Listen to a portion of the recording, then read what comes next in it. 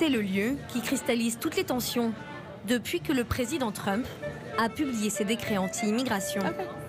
L'aéroport JFK de New York, l'avocate Renée Paradis en a fait sa deuxième maison. Elle a même posé des jours de congé pour venir aider les étrangers, interdits d'entrer aux États-Unis par Donald Trump. Tout le monde veut aider car on est dégoûté par tout ça. Ça nous brise le cœur, cette politique qui sépare les familles, qui renvoie des gens au pied de la statue de la liberté. À distance, Renée donne des conseils par téléphone aux réfugiés bloqués à la douane. Et cet après-midi, sa mobilisation a fini par payer. Après un marathon administratif, elle s'apprête à réunir un fils et sa mère, tout juste arrivés d'Irak. Je viens d'envoyer un texto à mon client pour qu'il me prévienne quand il atterrit.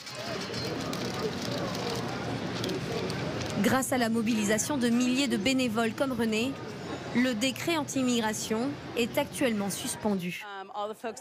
Tous les gens avec qui j'ai travaillé ont pu rentrer entre hier et aujourd'hui. J'espère que tous les gens dans le monde qui doivent venir aux États-Unis le feront. Depuis 2 semaines, partout dans New York, la mobilisation contre Donald Trump est impressionnante. À l'aéroport, mais aussi devant les mairies ou les écoles. Le maire de la ville, Bill de Blasio, incarne cette insubordination et n'hésite pas à défier ouvertement le président et sa politique. Si vous regardez ce groupe de New-Yorkais, ils représentent les pays du monde entier.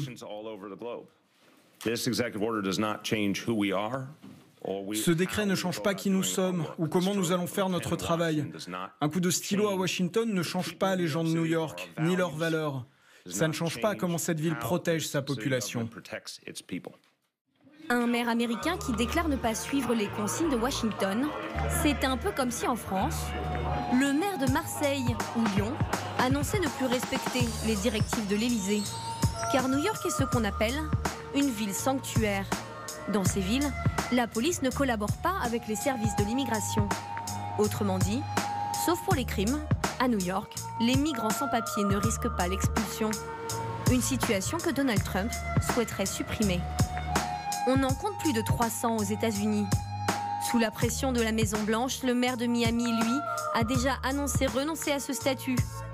Mais à New York, les élus font de la résistance pour aider les 800 000 illégaux de la ville. Illustration ce lundi soir à Brooklyn. Symbole de l'unité, près de 1200 personnes, toutes religions confondues, réunies dans une synagogue.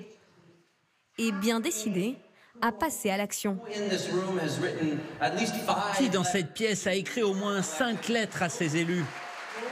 Qui dans cette pièce a demandé à ses amis dans d'autres États de passer des coups de fil?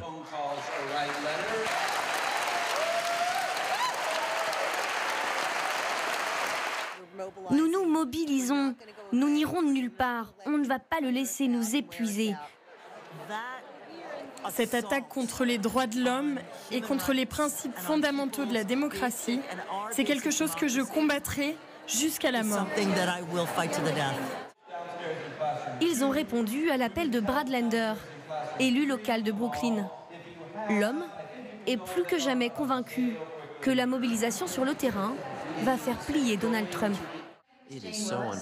C'est dommage qu'il ait fallu jusqu'à l'élection de Trump pour se rappeler nos valeurs profondes.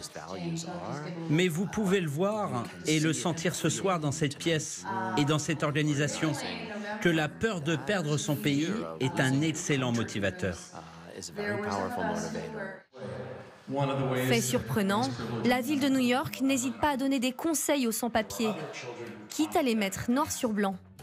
Sur ce document que nous nous sommes procurés, le département d'éducation garantit notamment qu'il ne donnera aucune information au service d'immigration.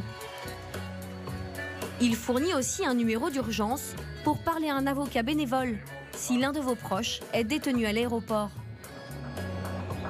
Isra et sa famille ont fui le Bangladesh il y a 16 ans. Son père y était menacé de mort. Depuis, ils vivent sans papier à New York. Ici, Isra peut vivre sereinement. Étudiante à l'université, elle bénéficie d'un statut spécial octroyé par le président Obama aux enfants de sans-papiers. Ce statut m'a permis de continuer à travailler, d'apporter une source de revenus essentielle pour ma famille. J'ai peur de l'expulsion, mais je n'en fais pas une fixation. Même illégale, Isra dispose à New York de papiers, une carte d'identité de la ville et le fameux permis de travail. Elle se croyait à l'abri, mais là aussi Donald Trump pourrait faire basculer la vie de sa famille. Le nouveau président a élargi la liste des infractions pouvant conduire à l'expulsion, comme conduire sans permis. La peur vient de l'incertitude de ne pas savoir exactement ce qu'il va faire. Nous savons qu'il a pris des décisions contraires à la Constitution et que ça a été dur de l'en empêcher. Le maire de New York a d'ores et déjà prévenu. Il ira jusqu'au bout pour protéger les immigrants de sa ville, quitte à se voir couper les 7 milliards de dollars de subventions données chaque année par l'État fédéral.